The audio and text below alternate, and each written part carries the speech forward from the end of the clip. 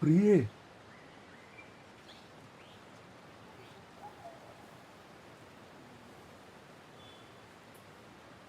നീ ഈ ദുന്ദുഭിഘോഷങ്ങളും ശംഖനാദങ്ങളും ഒന്നും കേൾക്കുന്നില്ലേ? അയോധ്യ മുഴുവൻ ഈ കൊട്ടാരത്തിലേക്ക് ആഗതരായിരിക്കുന്നു. നീ എന്താണ് ഇവിടെ ഇങ്ങനെ? രാമജ്യേഷ്ഠൻ ദേവിയുമായി കൊട്ടാരത്തിലേക്ക് ആഗതനായിരിക്കുന്നു. പട്ടാഭിഷേകം തുടങ്ങുവാൻ സമയമായി. സാമന്തന്മാരും പ്രഭുക്കന്മാരും അനവധി കാഴ്ചദ്രവ്യങ്ങളുമായി ഇതാ കൊട്ടാരത്തിലേക്ക് എത്തിക്കൊണ്ടിരിക്കുന്നു. അതിന്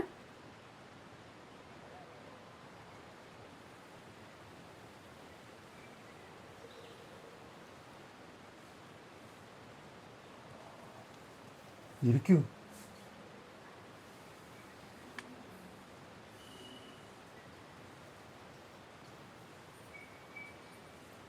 അങ്ങ് ഇന്നലെ എത്തി അല്ലേ?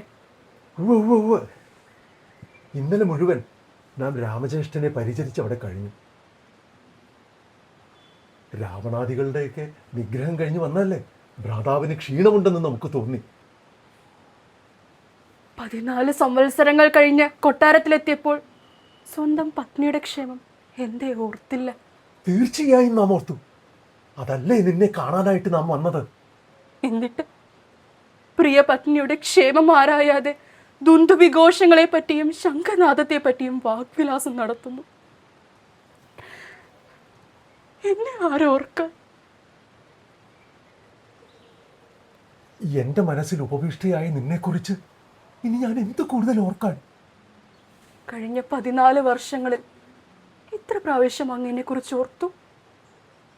ഇക്ഷ്വാകു വംശ രാജകുമാരനായ അങ്ങ് അസത്യമൊഴിയില്ലെന്ന് ഞാൻ കരുതട്ടെ. സത്യം പറയണം ദേവ. നീ എന്ത് നിരൂപിച്ചു? ഞങ്ങളവിടെ ഇത്രയും കാലം സൗഖ്യരായി കഴിയുകയായിരുന്നു.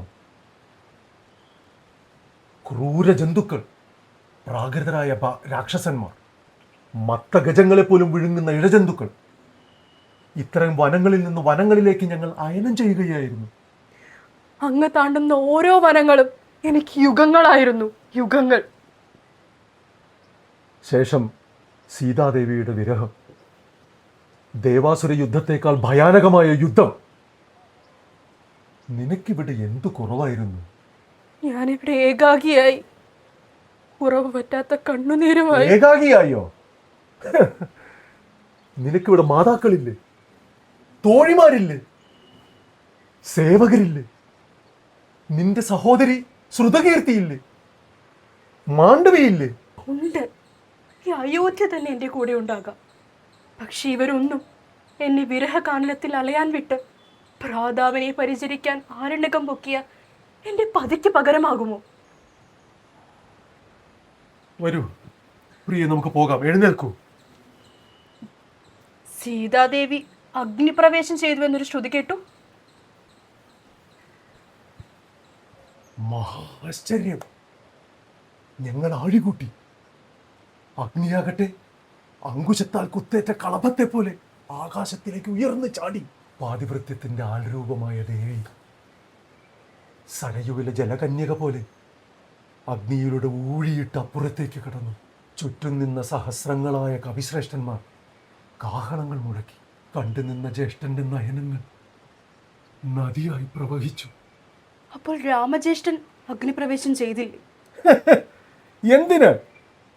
ദേവി കാമാർത്ഥികളായ നക്തഞ്ചരാദികളുടെ സവിധത്തിലായിരുന്നില്ലേ വാസം?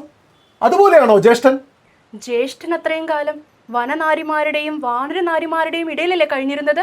അപ്പോൾ അത് അദ്ദേഹത്തിന് ബാധകമല്ലേ?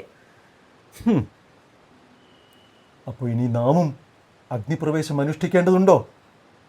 സന്ദേഹമുണ്ടോ? ആ ഭയം എനിക്കില്ല.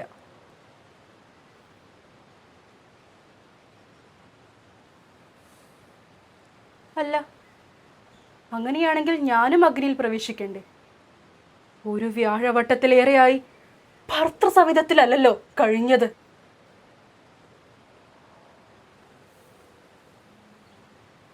ഇതെന്ത് യുക്തി? സീതാദേവി കഴിഞ്ഞത് രാത്രിഞ്ചരന്മാരുടെ ലങ്കയിലല്ലേ?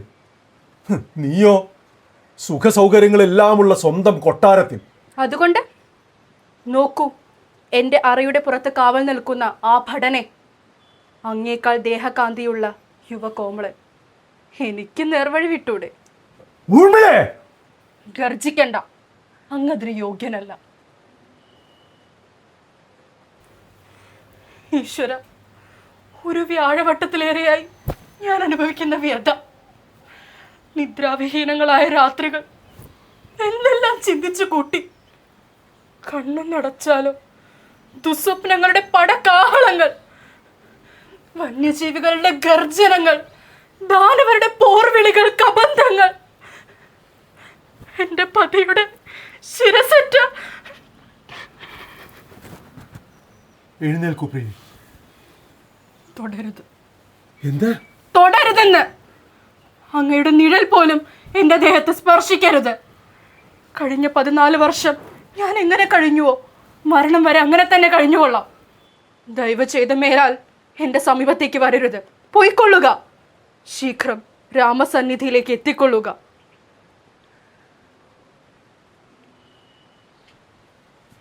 നിൽക്കണം.